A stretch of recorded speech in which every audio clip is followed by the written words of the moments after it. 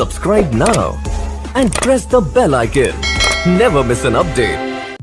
आज की वीडियो में हम बात करने वाले हैं पल्स रेट के बारे में। हम जानेंगे पल्स रेट क्या होता है और आप इसे कैसे देख सकते हैं और पल्स रेट के बढ़ जाने पर या कम हो जाने पर कौन कौन सी कंडीशन हो सकती है।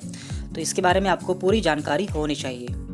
आप सभी जानते हैं कि हमारा हार्ट लगातार बीट करता रहता है, जैसे कि हम हार्ट बीट कहते हैं, और हमारा हार्ट 1 मिनट में जितनी बार बीट करता है उसे हम हार्ट रेट कहते हैं। इस हार्ट रेट को हम अपनी आर्टरीज में भी फील कर सकते हैं। हमारी बॉडी में कुछ ऐसी आर्टरीज पाई जाती है जहाँ पर हम अपने हार्ट रेट को देख सकते हैं और वहाँ पे इसे हम पल्स रेट कहते हैं, जिससे हम जान सकते हैं कि हमारा हार्ट रेट बढ़ा हुआ या फिर कम तो नहीं है।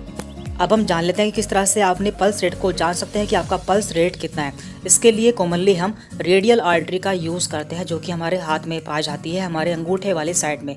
यहाँ पर आपको अपनी 2 फिंगर रखनी है और अपनी पल्स को फील करना है।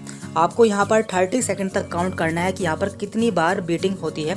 देन आपको उसे 2 से मल्टीप्लाई कर देना है।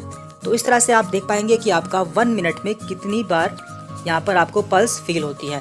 तो वही आपका पल्स रेट होता है। अब हम बात कर लेते हैं कि पल्स रेट की नॉर्मल वैल्यू कितनी होती है, यानी कि जब आप उसे 1 मिनट में कैलकुलेट करते हैं तो उसकी वैल्यू कितनी आनी चाहिए। तो यदि हम बात करें अडल्ट्स में, यानी कि नॉर्मल इंसान में, तो इसकी वैल्यू 60 से 100 बीट प्रति मिनट आनी चाहिए, जबकि बच्चों में इसकी वैल्यू 70 से 150 बीट प्रति मिनट होती है। जबकि इन्फांट्स यानी कि नवजातों में इसकी वैल्यू 100 से 160 बीट प्रति मिनट होती है। तो ये इसकी नॉर्मल वैल्यू होती है।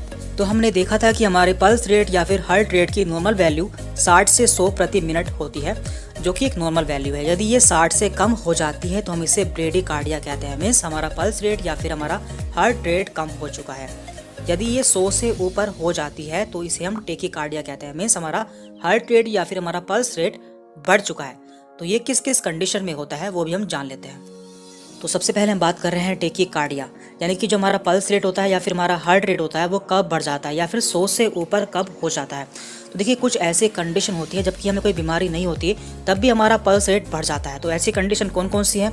यदि हम एक्सरसाइज कर लेते हैं तो हमारा पल्स रेट हमें बढ़ा हुआ मिलता है। यदि किसी को दर्द होता है यानी कि पेन होता है तब भी उसका पल्स रेट उससे बढ़ा हुआ देखने को मिलता है। स्ट्रेस की कंडीशन में, बुखार होने पर हमारा पल्स रेट बढ़ जाता है। और स्ट्रॉन्ग इमोशन, यानी कि यदि किसी को बहुत गुस्सा आता है या फिर उसे बहुत दुख होता है तब भी हमारा पल्स रेट बढ़ जाता है। अब हम जान लेते हैं कि ऐसी कौन सी कार्डियक कंडीशन होती है जब हमारा पल्स रेट बढ़ा हुआ मिलता है। तो यदि किसी का हार्ट फेल हो जाता है तो उसका पल्स रेट बढ़ा हुआ देखने को मिलता है। कुछ ऐसी मेडिसिन है जिन्हें लेने से हमारा पल्स रेट बढ़ जाता है, वो है एपिनेफ्रिन एंड एट्रोपिन। इसके अलावा कुछ ऐसे सब्सटेंस होते हैं जिन्हें लेने से हमारा पल्स रेट बढ़ जाता है, जैसे कि कैफीन यानी कि कॉफ़ी, निकोटीन एंड कोकीन। तो इन्हें लेने से हमारा पल्स रेट हमें बढ़ा हुआ दिखाई देता है। और कुछ ऐसी बीमारियां होती हैं जिसमें हमारा पल्स रेट बढ़ जाता है, जैसे कि एनीमिया यानी कि खून की कमी हो जाना। जब हमारी बॉडी में खून की कमी हो जाती है तो हमारा पल्स रेट बढ़ा हुआ मिलता है। इसके अलावा respiratory distress, pulmonary embolism, sepsis, sepsis का मतलब होता है हमारे ब्लड में इन्फेक्शन हो जाना, एंड हाइपरथायरॉयडिज्म।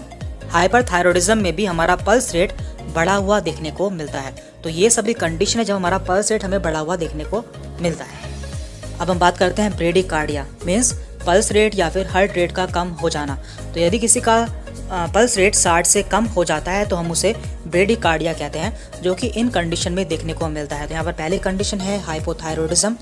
इसके अलावा ड्यूरिंग वोमिटिंग, जब किसी को उल्टियाँ होती हैं तो उसका पल्स रेट कम हो जाता है।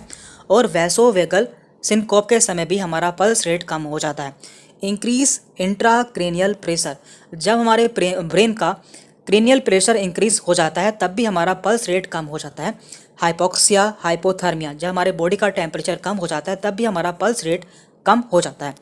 इन्फेक्शन के समय एंड जॉन्डिस के समय भी हमारा पल्स रेट कम हो जाता है। इसके अलावा डिप्रेशन के समय भी हमारा पल्स रेट कम हो जाता है।